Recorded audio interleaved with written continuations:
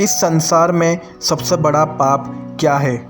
कोई कहेगा असत्य, कोई कहेगा छल, तो कोई कहेगा लालच।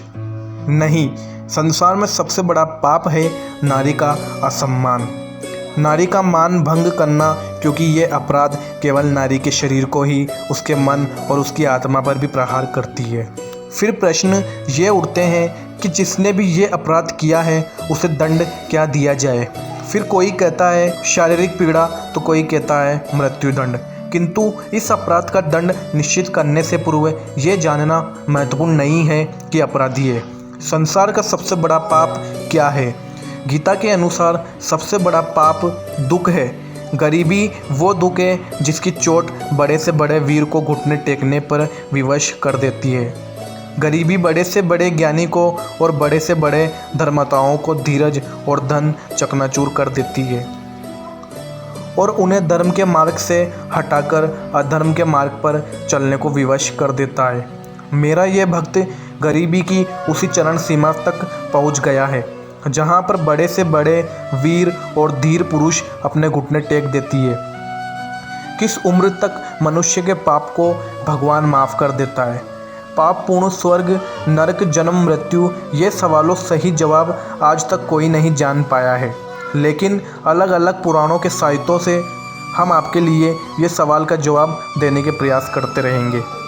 जय श्री कृष्णा। ये तो आप जानते हैं कि गरुड़ पुराण में हर पाप की अपनी सज़ा बताई गई है और उसे चाहे जो भी करे, वो अपने माता पिता की सेवा ना करना हो या किसी निर्बल मनुष्य को सताना हो, किसी स्त्री के साथ गलत करना हो, चाहे किसी पुरुष के साथ गलत करना हो, उसे उसकी सज़ा नरक में भोगनी ही पड़ती है।